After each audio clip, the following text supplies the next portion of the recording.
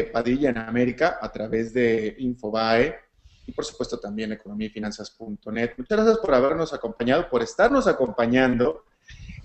Vamos enseguida a pasar con el reporte sobre lo que pasó sobre Wall Street, pero antes déjenme le adelanto que vamos a estar hablando acerca de este hecho en el que la compañía petrolera Repsol demanda a la gigante petrolera Chevron por el acuerdo que ésta llegó con la Argentina YPF para explorar un campo allá en la Argentina. Por supuesto que todo esto tiene que estar relacionado con la nacionalización o expropiación que el gobierno de Argentina hizo sobre Repsol en tierra argentina. Pero bueno, vamos a hablar de eso un poco más adelante. Tenemos dos entrevistas muy interesantes sobre eso. Pero antes, vámonos con Daniel Stico, que tiene el reporte de bolsa de esta jornada. ¿Cómo estás, Daniel? Daniel es, por supuesto, el editor económico o de economía de Infobae.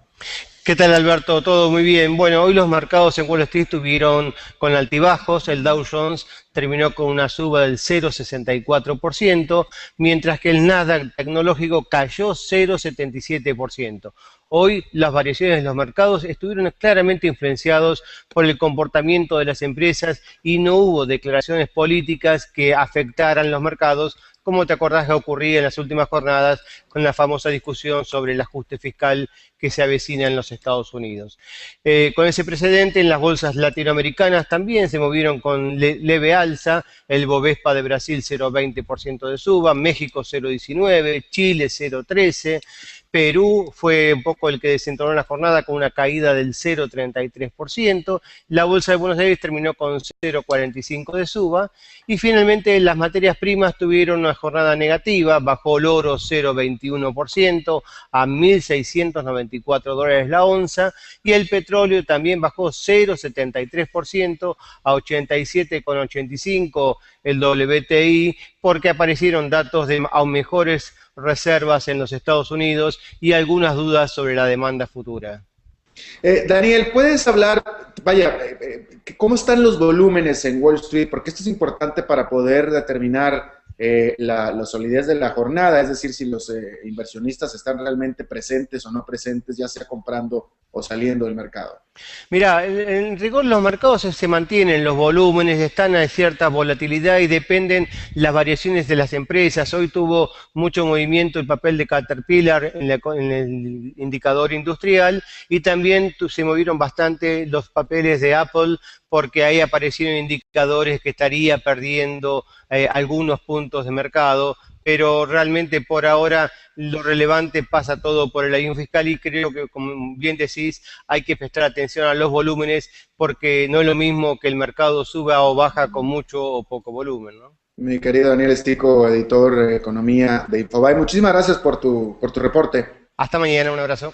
Gracias, un abrazo. Bueno, a ver, para poner en perspectiva, esto es algo que los argentinos y los españoles se lo conocen muy bien, pero el resto de América Latina a lo mejor no tanto.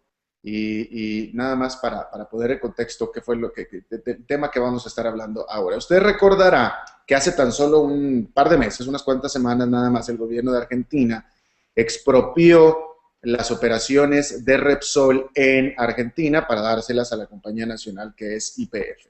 Por supuesto que esto causó un revuelo, pero ya quedó y ya está hecho.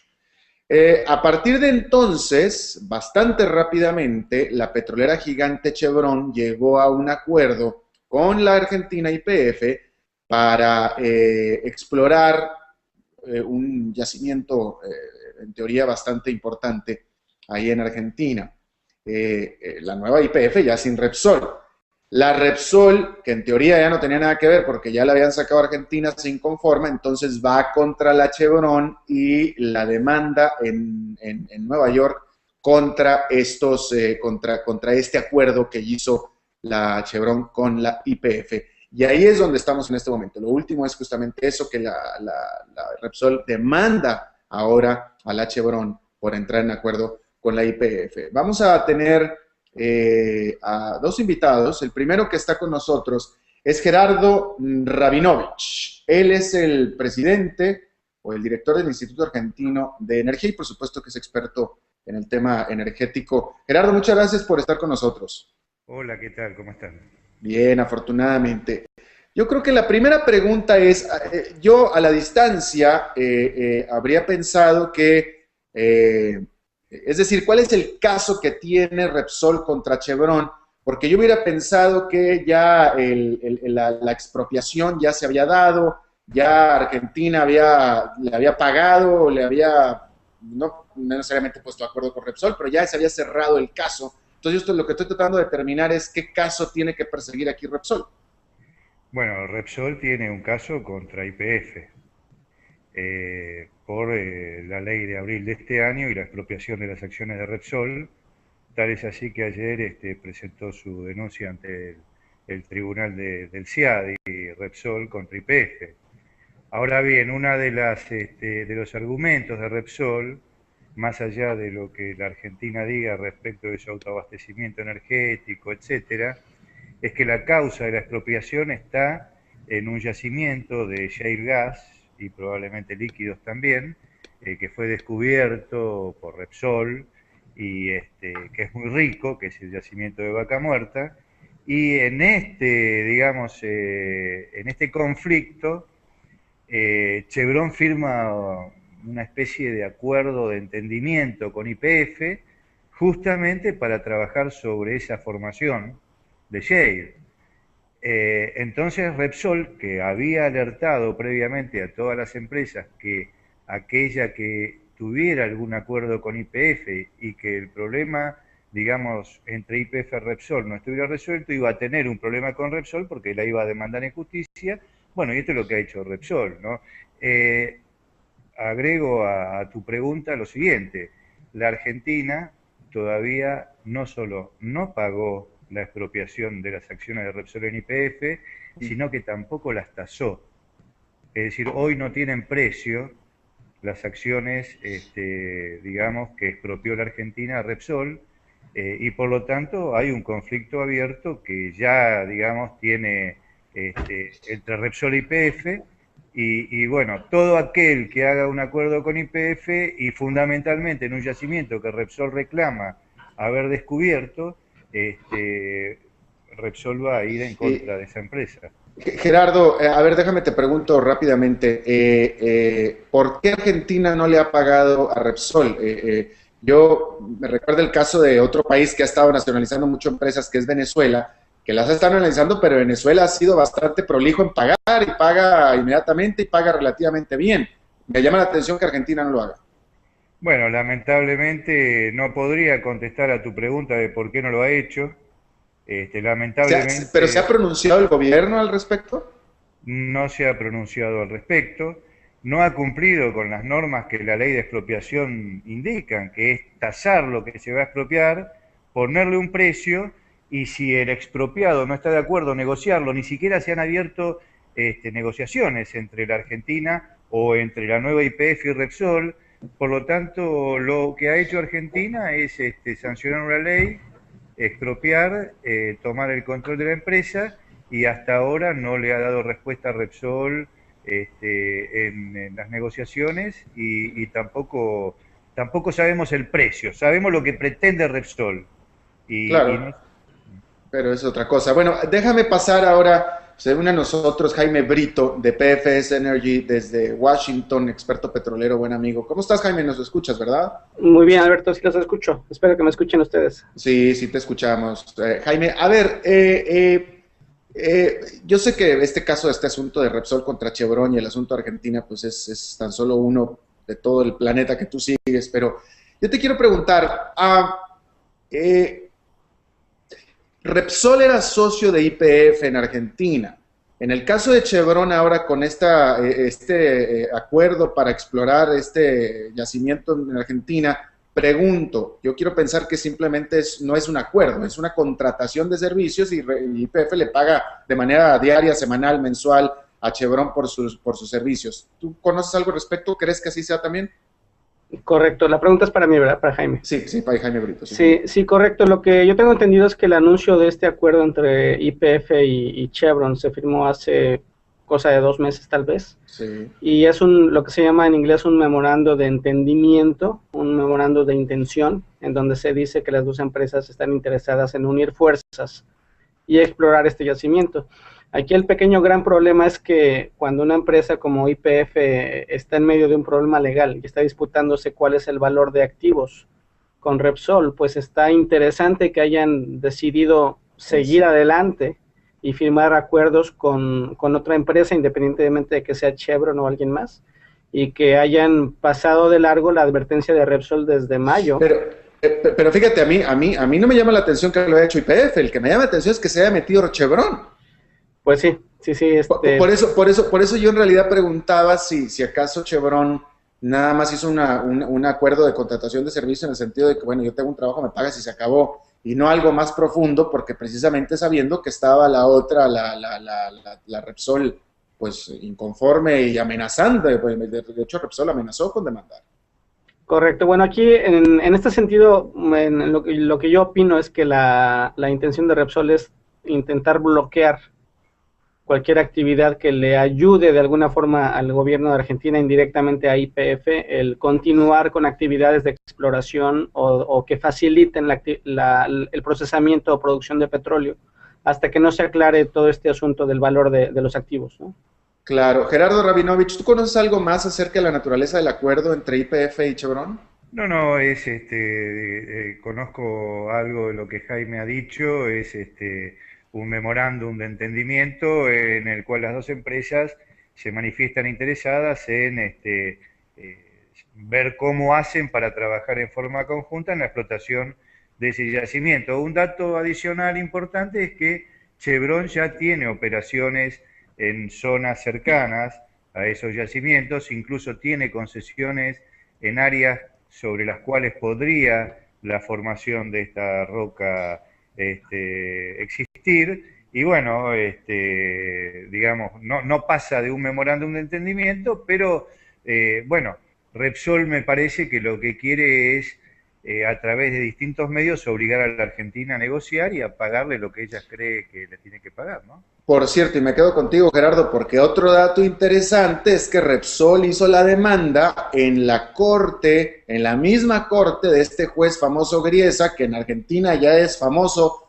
o infame, no sé cómo decirlo, que es el juez que estaba ya emproblemado con Argentina porque le había, entre otras cosas, requisado a este barco en África, ¿no es cierto? Sí, no es el juez, bueno, en realidad este juez durante 2 años manejó con bastante cuidado el tema de los holdouts argentinos y del tema de la deuda, y bueno, ante la pregunta que tú me habías dicho, ¿por qué YPF no pagó las acciones de Repsol o por qué no tienen precio? Bueno, la Argentina tampoco ha pagado otras deudas que tiene, y evidentemente este juez llegó a un punto en el que dice, bueno, Argentina crece o ha crecido en forma muy importante, tiene recursos, ¿por qué no negocia?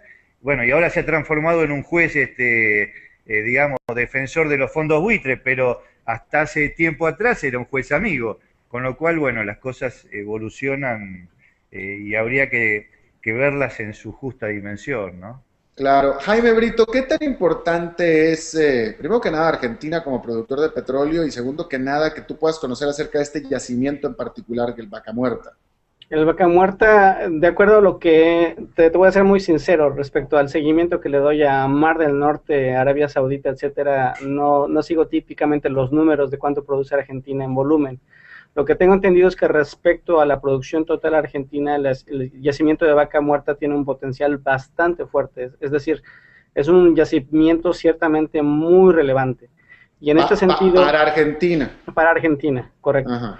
Y en este sentido, quiero enlazar un poco el caso que tú comentabas hace unos minutos. Cuando ExxonMobil no estuvo de acuerdo en seguir las leyes que quería imponer Hugo Chávez en el 2007, y se anunció esta nacionalización en Venezuela, desde 2007 se comenzó el problema. ExxonMobil pedía más o menos 12,000 millones de dólares por sus activos, y Venezuela estuvo peleando el valor de estos activos. En este caso, Repsol ha anunciado desde mayo que sus activos valen también como unos 10,000 millones de dólares. Es un activo en valor muy parecido en total, lo que está peleando Repsol en cuanto a YPF. Desde el 2007 que inició el problema entre Venezuela y ExxonMobil, apenas en enero de este año tuvimos una resolución inicial en donde a través de las cortes internacionales, de parte de la Oficina de Asuntos Internacionales, disputas del Banco Mundial, etcétera, se decidió que Venezuela nada más tenía que pagar unos 600 millones de dólares. Y de esos 600 millones de dólares, en los siguientes 60 días del anuncio, Venezuela nada más estaba obligado a pagar 250 millones de dólares. De 12,000 que reclamaba Exxon. Correcto. Entonces, nada más como resumen, de los 12,000 originales, fue una victoria, entre comillas, para Venezuela y tardó más o menos unos 5 años, que nos daría una referencia de cómo podría ser esto tanto para Repsol como para para Argentina. Ahora, obviamente como se dice en América Latina, el que no chilla no, el que no chilla no mama. Pues yo entiendo que Exxon pueda pedir mucho más de lo que valen sus activos, pues para poder obtener lo más posible. Pero la pregunta es, si tú conocías el caso de Venezuela, ¿era feasible que Exxon en realidad hubiera invertido y tenía activos por 12,000 millones de dólares en Venezuela? Porque 12,000 millones de dólares es un mundo. Correcto. Mira, en este tipo de casos lo que necesitas es analizar los 340,000 tomos de documentación que existe activo por activo, ¿no? Lo que normalmente la experiencia nos dice es que exacto, en medio, ¿no? Entre 4,000 millones y 6,000 millones tal vez era lo justo para ambas partes. Lo que se dice es que estos 700,000, fueron 690 millones de dólares los que se decidieron de parte de la Corte Internacional. Lo que se dice es que ese era el valor de los activos en el libro, es decir, únicamente cuánto estaba tasado, digamos, el pedazo de fierro, pero sin tomar en cuenta el potencial que, digamos, en 10 años podría haber tenido el campo petrolero de Cerro Negro que estaba en disputa. Ya, ahora, para agotar este tema y volviendo al tema de la producción petrolera de Argentina, pregunta, este Vaca Muerta, por mejor que sea, por más petróleo que haya, no va a hacer a Argentina un país importante en términos de producción mundial. No. Okay. Correcto. Ok, bien. Gerardo, ¿tú sabes algo, se habla algo, conoces algo acerca del valor que pueden tener los activos o que tenían los activos, o que tienen los activos que eran de Repsol? Bueno, la verdad que no, ojalá que la historia termine como terminó el caso de Exxon Venezuela, ¿no es cierto? Es decir, que la Argentina en definitiva termine pagando poco, pero entiendo que el problema es diametralmente opuesto porque acá se expropian acciones de una empresa en marcha, que tenía una facturación importante, es la empresa más grande de la Argentina, reservas probadas importantes para la Argentina, producción, y no un área con potencial, ¿no es cierto? Entonces, los casos son distintos, pero bueno, estamos en un proceso que todavía no ha empezado, un proceso que entiendo va a ser largo. Lo lamentable de este proceso tan largo es que la Argentina está en una situación de importadora neta, necesita inversiones urgentes para poder desarrollar nuevos campos y esto dificulta mucho la llegada de nuevos socios y de capitales para la explotación del shale. Ahora, me hace pensar acerca de la relación entre Argentina y España, que no me parece que se haya afectado mucho. Hablo de la relación entre los estados, porque, bueno, la presidenta Kirchner estuvo en Cádiz, fue a la reunión y todo, se sigue viendo con Rajoy, etcétera, ¿no es cierto? Bueno, no, la presidenta no fue a Cádiz, ¿No fue a Cádiz? No, mandó al vicepresidente a la reunión. Ah, ok. Pero las relaciones entre Argentina y España van mucho más allá de este diferendo entre estas empresas petroleras, es una relación centenaria y los países, sobre todo tanto la diplomacia argentina como la diplomacia española, saben que al término de años que son largos para nosotros, pero cortos para la relación entre los países, esto se va a superar. La comunidad española en Argentina es muy importante y en sentido inverso la Argentina en España. Por lo tanto, las relaciones entre los países, si bien se han visto en tensión, siguen manteniéndose dentro de parámetros de normalidad, ¿no es cierto?, razonables. Bueno, interesante. Por supuesto que este tema va apenas está comenzando, va a dejar mucho de qué hablar en el futuro. Gerardo Rabinovich, del Instituto Argentino de Energía, desde Buenos Aires, te agradezco muchísimo tu tiempo y tu participación. Gracias. Y lo mismo para ti, gracias. Y lo mismo para ti, mi querido Jaime Brito, de PFS Energy, desde Washington. Muchísimas gracias. Muchas gracias por la invitación. Saludos a ambos. Gracias. Igualmente, gracias. Bueno, y recuerden que este programa es interactivo. Por eso es este programa, porque es interactivo y se trata de que ustedes participen de manera bastante activa en este programa. Así es que empiecen a participar. Ahí normalmente encontrarán ustedes una página en Infobae donde van a poder meter los datos y ahí de esa manera empiezan a participar. Se trata, ahí tienen ustedes la página, esa es la página de la que les estoy hablando. Es cuestión nada más de poner los datos y puede participar de manera activa en este programa de Padilla en América a través de Infobae y también, por supuesto, economiafinanzas.net. Bueno, eso es todo lo que tenemos por esta emisión. Muchísimas gracias por habernos acompañado. Manden sus comentarios, nos interesa mucho tener lo que usted pueda aportar para poder dirigir, para poder progresar en este programa, en este experimento aún todavía. Y bueno, entonces espero tener el comentario de usted pronto. Gracias por habernos acompañado. Nos vemos en la próxima. Que la pase muy bien.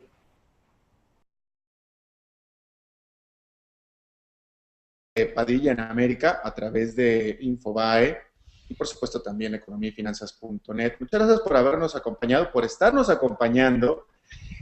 Vamos enseguida a pasar con el reporte sobre lo que pasó sobre Wall Street, pero antes déjenme le adelanto que vamos a estar hablando acerca de este hecho en el que la compañía petrolera Repsol y no hubo declaraciones políticas que afectaran los mercados, como te acordás que ocurría en las últimas jornadas con la famosa discusión sobre el ajuste fiscal que se avecina en los Estados Unidos. Con ese precedente, en las bolsas latinoamericanas también se movieron con leve alza, el Bovespa de Brasil 0,20% de suba, México 0,19%, Chile 0,13%, Perú fue un poco el que desentonó la jornada con una caída del 0,33%. Tiene el reporte de bolsa de esta jornada. ¿Cómo está, Daniel? Daniel es, por supuesto, el editor económico o de economía de Infobae. ¿Qué tal, Alberto? Todo muy bien. Bueno, hoy los mercados en Wall Street estuvieron con altibajos. El Dow Jones terminó con una suba del 0,64%, mientras que el Nasdaq tecnológico cayó 0,77%. Hoy las variaciones de los mercados estuvieron claramente influenciados por el comportamiento de las empresas. Manda a la gigante petrolera Chevron por el acuerdo que ésta llegó con la Argentina YPF para explorar un campo allá en la Argentina. Por supuesto que todo esto tiene que estar relacionado con la nacionalización o expropiación que el gobierno de Argentina hizo sobre Repsol en tierra argentina. Pero bueno, vamos a hablar de eso un poco más adelante. Tenemos dos entrevistas muy interesantes sobre eso. Pero antes, vámonos con Daniel Stico. La bolsa de Buenos Aires terminó con 0,45 de suba y finalmente las materias primas tuvieron una jornada negativa. Bajó el oro 0,21% a $1.694 la onza y el petróleo también bajó 0,73% a 87,85 el WTI porque aparecieron datos de mejores reservas en los Estados Unidos y algunas dudas sobre la demanda futura.